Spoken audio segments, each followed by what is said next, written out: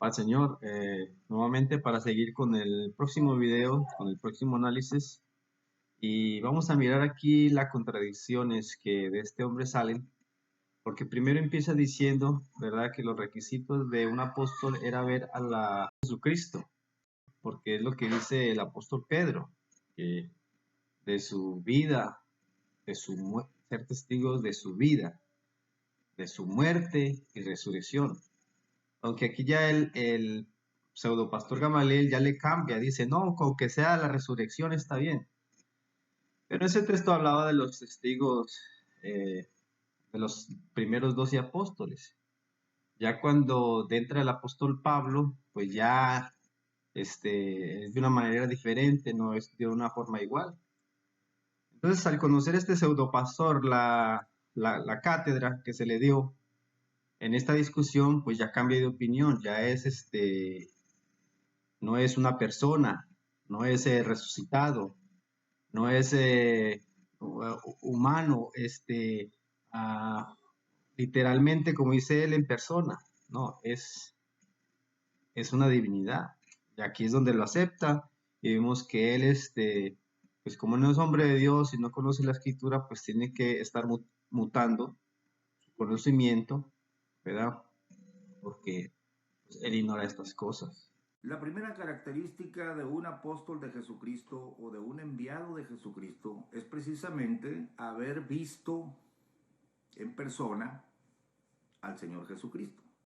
Es que haya tenido un encuentro personal, así literal, que se le haya aparecido Cristo y lo haya comisionado. Pero no se trata de haber visto a Jesucristo haciendo milagros solamente, sino haberlo visto resucitado. Que lo matan, lo cuelgan en el madero, pero Dios lo levanta al tercer día y hace que se aparezca. Aquí entra el punto, ¿no? Verso 41, no a todo el pueblo, sino a los testigos, a nosotros que comimos y bebimos con él después que resucitó de los muertos. Se trataba de verlo resucitado. Y aunque Cristo ya había muerto y había resucitado, se le aparece. Está bien, cuando se habla del apostolado, dijo Pedro, no a todo el pueblo, sino a nosotros, a los testigos. ¿Testigos de qué? De su resurrección, de su ascensión, pero sobre todo de su resurrección, cuando resucita, ¿no? Bueno, del momento en que se aparece Jesucristo a Pablo es porque ha resucitado. Pablo pasa a ser otro testigo ocular, conocerlo después que resucitó de los muertos, que se te aparezca en persona. Entonces se trata de las apariciones después de la resurrección.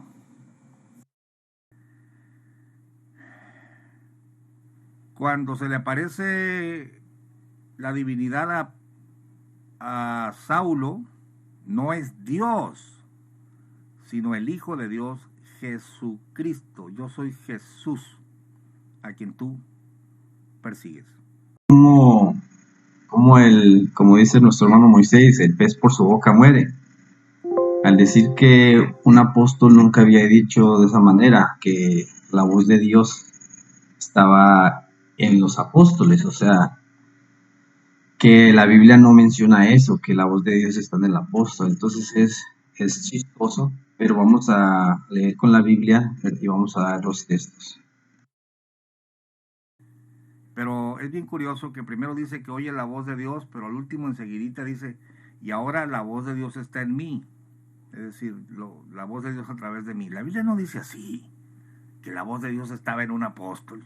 En Primera de Tesalonicenses, capítulo 2, versículo 13, dice el apóstol Pablo, por lo cual también nosotros, sin cesar, damos gracias a Dios, de que cuando recibiste la palabra de Dios que oíste de nosotros, la recibiste no como palabra de hombres, sino según es en verdad la palabra de Dios, la cual actúa en vosotros los creyentes. Otra vez, damos gracias a Dios de que cuando recibiste la palabra de Dios, ¿y dónde estuvo esa palabra de Dios o de quién la oyeron? Dice, que oísteis de nosotros. O sea, está hablando en nombre del ministerio apostólico.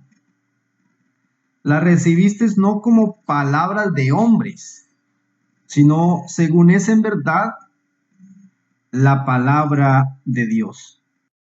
En la Biblia nunca Pedro se dijo, yo soy el portador de la voz de Dios. Imagínate tú, yo soy el portador de la voz de Dios. Esto en 2 de Pedro, capítulo 1, versículo 19, dice, tenemos también la palabra profética más segura, el cual hacéis bien en estar atentos como una antorcha que alumbra en lugar oscuro, hasta que el día esclarezca y el lucero de la mañana salga en vuestros corazones. Tenía la palabra profética más segura. Hombres o misterios que en otras generaciones, dice en Efesios capítulo 3, versículo 4, que en otras generaciones no se dio a conocer, como ahora es revelado a sus santos apóstoles y profetas en el Espíritu. Entonces vemos que el origen o el conducto de la palabra de Dios no es una escritura, no, ahí queda pues documentado por algún hermano que escuchó algún testimonio, documentado por Lucas, documentado por Marcos, que no eran apóstoles, pero que eran discípulos y aprendieron, y de lo que ellos aprendieron, ellos escribieron. Pero en sí la palabra de Dios, pues su origen era los apóstoles, de los apóstoles a los discípulos a la iglesia, y ya los discípulos, pues ellos, los que eran escritores, pues ellos escribieron. En Corintios, 1 Corintios capítulo 4, versículo 1 dice, así pues, téngannos los hombres por servidores de Cristo y administradores de los misterios de Dios.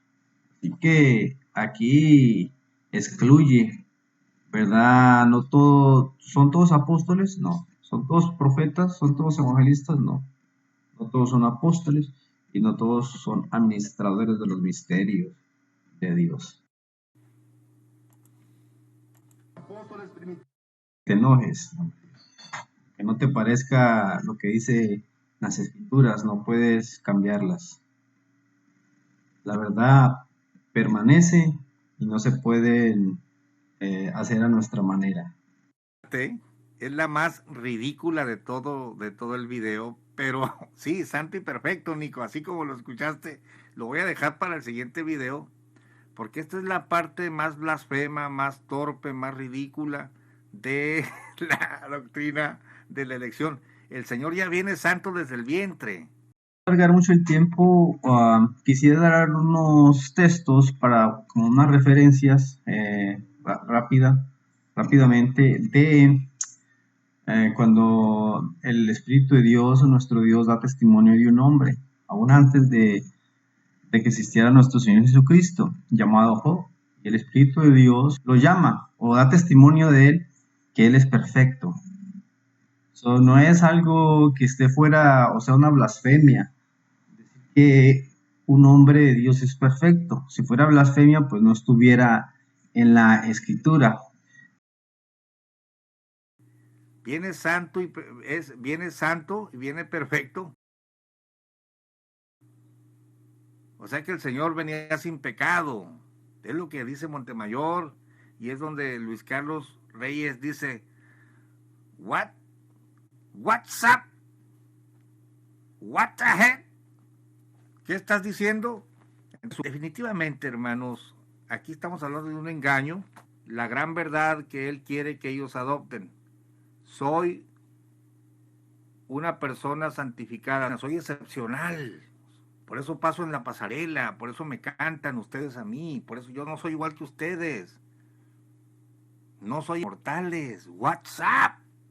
De su madre, hágame usted el favor, cuando la Biblia dice que todos los hombres hemos pecado y estamos destituidos de la gloria de Dios. Vamos.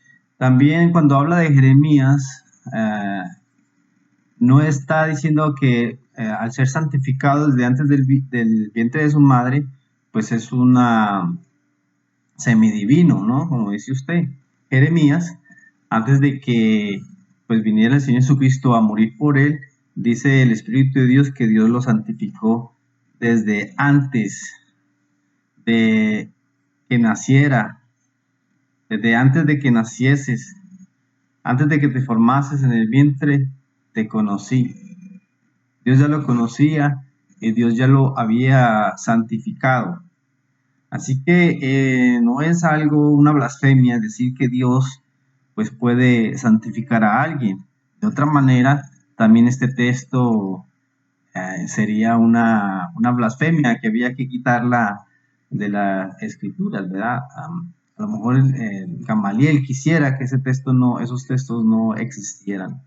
Claro que son excepcionales. ¿Por qué? Porque el Espíritu de Dios así lo describe en Romanos, ¿verdad? Cuando dice con un signo de admiración, cuán hermosos son los pies de los que anuncian las buenas nuevas.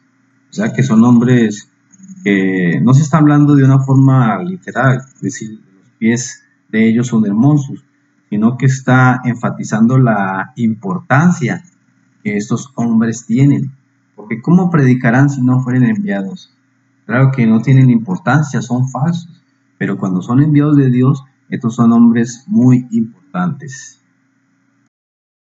WhatsApp de su madre, hágame usted el favor, cuando la Biblia dice que todos los hombres hemos pecado y estamos destituidos de la gloria de Dios. Vamos. ¿De qué tiempo estás hablando? ¿Estás hablando del tiempo del Señor Jesucristo, cuando ya había iglesia? ¿O estás hablando estás incluyendo a la iglesia que edificó el apóstol Pablo en aquellos lugares de Macedonia, de Asia? ¿Estás hablando de eso? ¿Estás incluyendo a esas iglesias? ¿O de qué estás hablando? ¿De qué tiempo hablas? Así que para lo que el hombre le era imperfección o eran imperfectos, para Dios eran perfectos.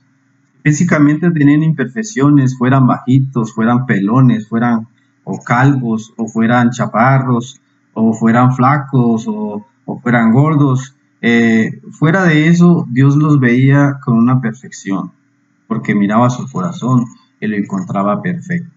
Entonces es una diferencia de lo que el hombre mira y lo que Dios mira. ¿Sí? Mientras por un lado vemos que los hombres o los amigos de Job le miraban imperfecciones y le decían que estaba en esa situación porque había ofendido a Dios, había pecado en contra de Dios y que por eso la mano de Dios estaba en contra de él, mientras que Dios a Job lo miraba perfecto. Y cuando estos hombres que injuriaban a Job venían aquí a presentarle una ofrenda a Dios, les dijo Dios a estos hombres, vayan y busquen a Job para que presenten la ofrenda. No vaya a ser que yo los trate afrentosamente. Pero la gente de la luz del mundo los han engañado porque no leen su Biblia. Pues esta es el final de la segunda parte a la refutación al pseudopastor Gamaliel, para que se fijen bien, ¿verdad? Porque si no están bien preparados, pues los puede engañar, ¿verdad? Por eso es importante conocer las escrituras. Suscríbanse y nos vemos y compartan este video, denle un like y nos vemos en el próximo video.